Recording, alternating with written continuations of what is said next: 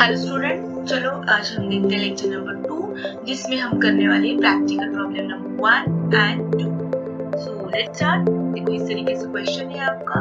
A fire broke out in the premises of Maharaja and company Malegaon on 1 जुलाई 2024। देखो ये fire का है और कब हुआ है फायर? 1 जुलाई 2024।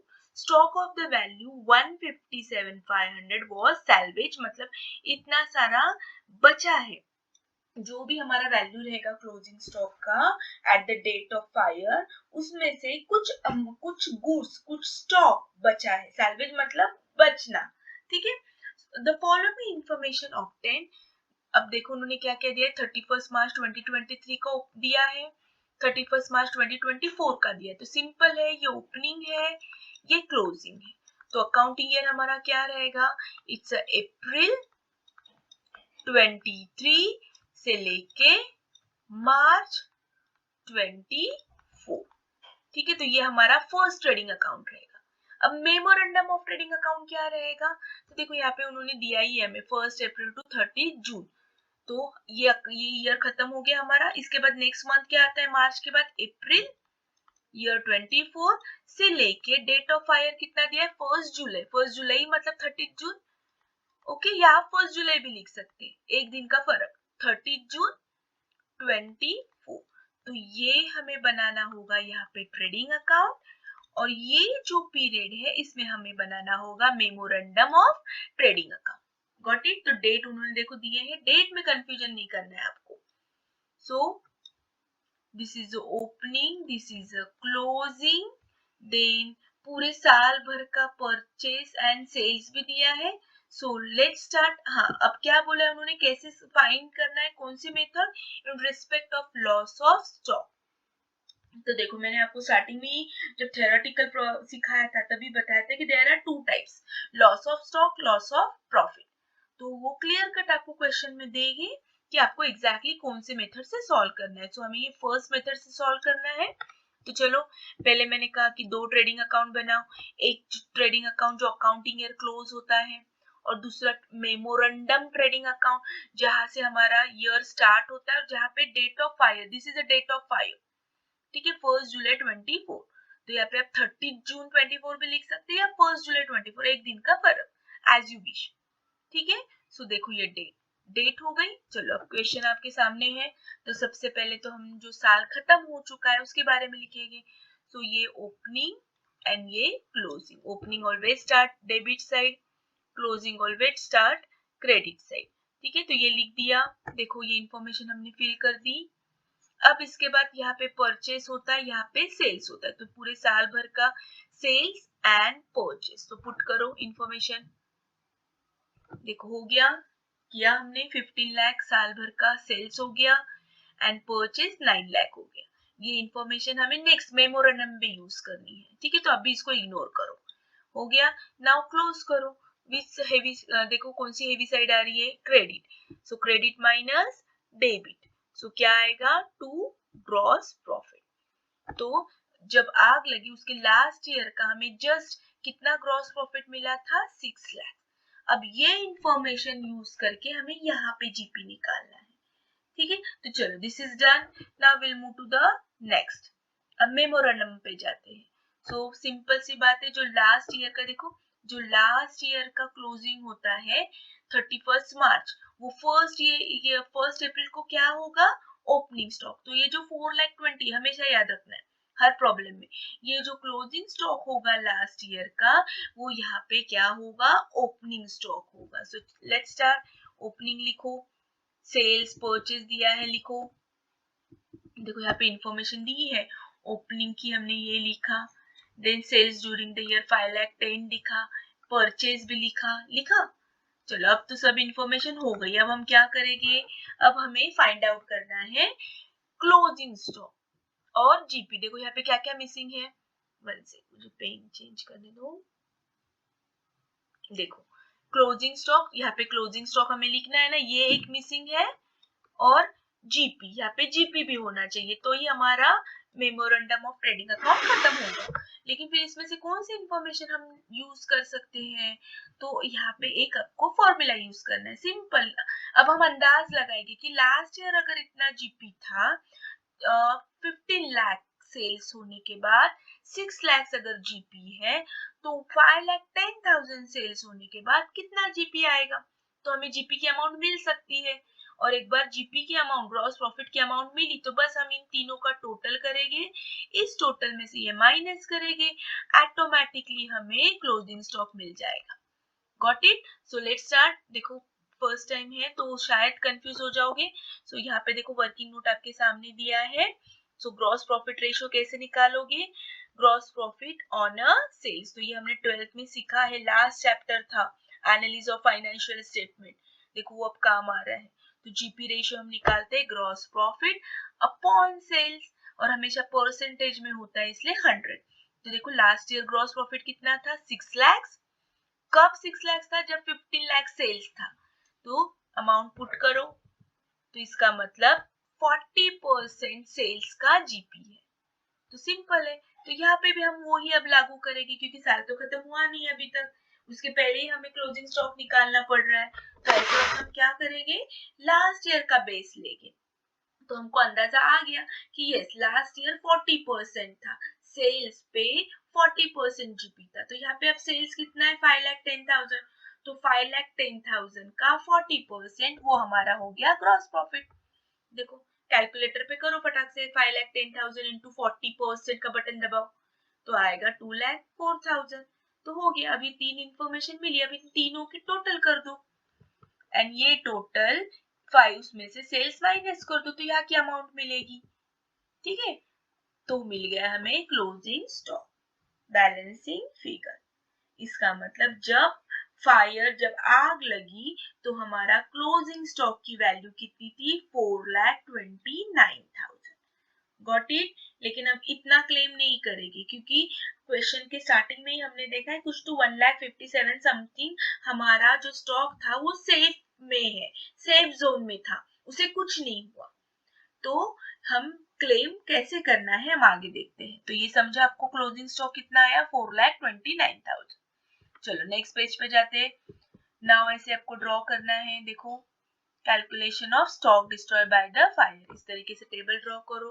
सबसे पहले अभी जो आंसर मिला हमें closing stock on date of fire, कितना आया हमारा आंसर, 4,29,000। फिर उसमें हमें एबनॉर्मल ऐड करना है, सैल्वेज लेस करना है, एंड फिर हमें मिलेगा लॉस ऑफ स्टॉक। तो ये आप लिख लो, स्क्रीनशॉट ले लो, ये ऐसे ही आपको लिखना है, इस तरीके से ही लिखना है, तो कभी भी आपकी सीक्वेंस रॉन्ग नहीं आएगी। ठीक है, सो पहले आप लिखोगे closing stock date of fire, फिर अगर उसमें कुछ नॉर्मल स्टॉक था जो हम ट्रेडिंग के वक्त माइनस करते लेते नहीं है, वो यहाँ पे लेना है, क्योंकि लॉस तो उसका भी हुआ है। ठीक है, इसलिए लेक्चर नंबर 1 आप ध्यान से पढ़ो, ये मैंने बहुत अच्छे से एबनॉर्मल का बताया आपको कि ट्रेडिंग अकाउंट में से माइनस करना है अगर दिया है, लेकिन यहाँ पे हमें वो ऐड करना है क्योंकि लॉस तो उसका भी हुआ है।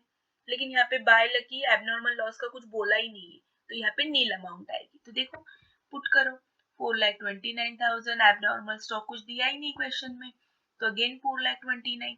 कितना बचा हमारा, 1,57,500 सैल्वेज, ये सेफ जोन में चला गया, बचा ये स्टॉक। तो हम इंश्योरेंस कंपनी से कितना क्लेम करेंगे, 2,71,500। तो जो हम फॉर्म भरेंगे इंश्योरेंस में तो क्लेम करेंगे 2,71,500। अंडरस्टूड? आई होप आपको समझ में आया है। डोंट वरी, कम से कम हम 5-6 प्रॉब्लम करेंगे, आपको समझ में आ जाएगा। चलो now will move to the next problem. Same to same है, लेकिन इसमें एक नया है, यहाँ पे उन्होंने एवरेज क्लॉज किया है। देखो ये भी लॉस ऑफ यही है, स्टॉक ही है। ठीक है, देखो यहाँ पे दिया है उन्होंने लॉस ऑफ स्टॉक, तो हमें समझ में आ गया कौन सी मेथड है, फर्स्ट मेथड है। सेकेंड मेथड हमारी कौन सी है, लॉस ऑफ प्रॉफिट, जो हमने अभी तक सीखी नहीं है, तो यही है। लेकिन इसमें भी एक नया उन्होंने दिया है एवरेज क्लॉज। तो मैंने क्या कहा था कि एवरेज क्लॉज की हमें जरूरत कब पड़ती है, जब इंश्योरेंस पॉलिसी की अमाउंट लेस होती है। किससे लेस होती है, stock of closing stock at the time of fire.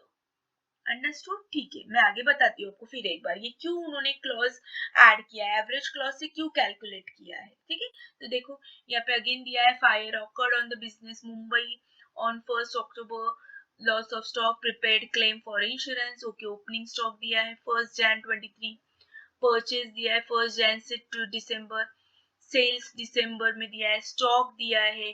फिर देखो ये सिंपल सी ये सब इंफॉर्मेशन हम ट्रेडिंग अकाउंट के लिए यूज करेंगे। अब और एक चीज, यूजुअली अब नाउ डेज हमारा accounting year start with April and end with the March. ठीक है, लेकिन यहाँ पे इनका जो कैलेंडर ईयर है, जो अकाउंटिंग ईयर ये है, वो जैन से लेके दिसंबर तक है। ठीक है, नाउअडेज कोई कंपनी जैन टू दिसंबर नहीं करती, everyone is follow the same April to March. लेकिन ये क्वेश्चन में आपको दिया है, तुम इस कैसे समझा, आपको तो दिया है ना, देखो 1st जनवरी से 31st दिसंबर, देखो कैलकुलेट करो, बराबर 12 मंथ्स होता है ना। ठीक है, तो यहाँ पे हमारा ट्रेडिंग अकाउंट कहाँ से स्टार्ट होगा, जनवरी 23 से दिसंबर 23। तो हमारा अकाउंटिंग ईयर जैन 23 से लेके दिसंबर 23 रहेगा। तो ये सब इंफॉर्मेशन जाएगी ट्रेडिंग में, और ये जो इंफॉर्मेशन है ये जाएगी मेमोरेंडम ट्रेडिंग में। दो ट्रेडिंग अकाउंट ओपन करने हैं ना, अंडरस्टूड। स्टॉक कुछ बचा है, सेफ जोन में चला गया 18,000, ये बचा है। पॉलिसी की अमाउंट 63,000 है, और हमें कौन सी इससे कैलकुलेट करना है, एवरेज क्लॉज से। ठीक है, चलो पहले हम लोग बेसिक तो करते हैं।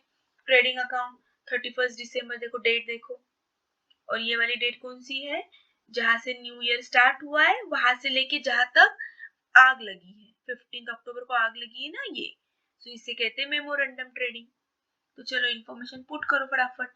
ओपनिंग, देखो ये आपको अब पता ही होना चाहिए structure, opening closing everything is given, सब इंफॉर्मेशन दी है, बस हमें फिल करनी है। ये साइड हेवी आ रही है, तो यहाँ पे हमको जीपी मिलेगा, देखो हो गया। ठीक है, नाउ अब इधर टर्न हो जाओ। अब ये क्लोजिंग लास्ट ईयर का क्लोजिंग, नेक्स्ट ईयर स्टार्टिंग क्या होता है, ओपनिंग। तो ये 30,000 हम यहाँ पे लिखेंगे टू ओपनिंग स्टॉक 30,000। तो देखो 30,000 लिखा, सब इंफॉर्मेशन देखो हमने भरी, दी है उन्होंने इंफॉर्मेशन यहाँ पे, देखो यहाँ पे इंफॉर्मेशन दी है ये वाली, फिर से एक बार देखो, परचेज एंड सेल्स। ठीक है, बस वही इंफॉर्मेशन पुट करनी है, हो गया जो जो इंफॉर्मेशन दी। अब हमें जीपी निकालना है, क्योंकि जीपी निकलेगा तो ही क्लोजिंग स्टॉक निकलेगा। देखो तो पहले जीपी निकालना है, और जीपी हम किसके बेस पे निकालेंगे, लास्ट ईयर के बेस पे। हम देखेंगे लास्ट ईयर कितना सेल्स था, 1,80,000 था, देखो यहाँ पे दिया है क्वेश्चन में, लास्ट ईयर 1,80,000। जब 1,80,000 सेल्स था तो प्रॉफिट था 54,000। तो चलो परसेंटेज निकालो, फॉर्मूला डालो। देखो जब 1,80,000 सेल्स था, यहाँ पे दिख रहा है कि 1,80,000 सेल्स, तब हमारा ग्रॉस प्रॉफिट कितना है 54। तो अंदाज से हम कह सकते हैं कि 30% लास्ट ईयर जीपी मिला हमें।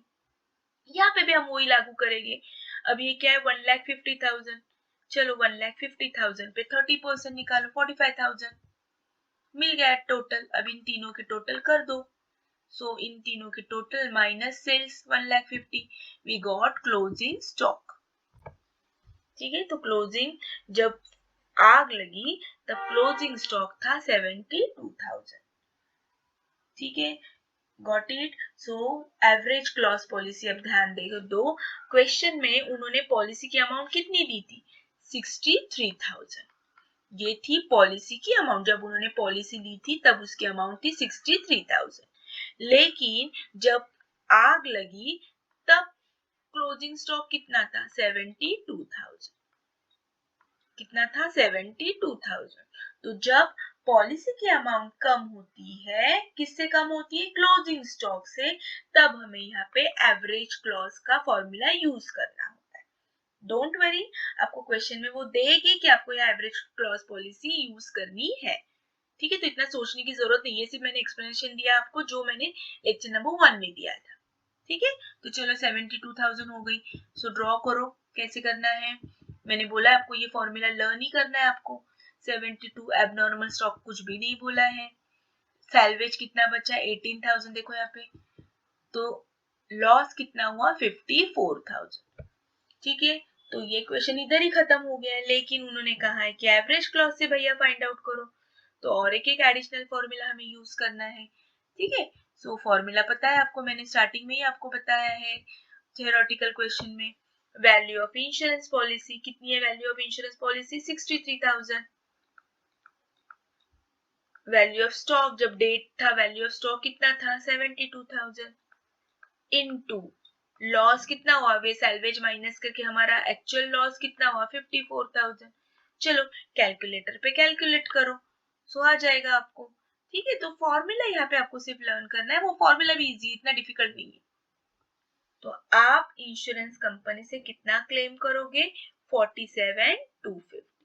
ठीक है, देखो एक्चुअली आपने कितना क्लेम करना चाहिए था? 54,000 का, लेकिन आप इतना नहीं कर सकते हो क्योंकि सिंपल है, आपने पॉलिसी ली थी 63,000 की, वैल्यू स्टॉक की थी आग लगने के वक्त 72,000, so you have to use average clause.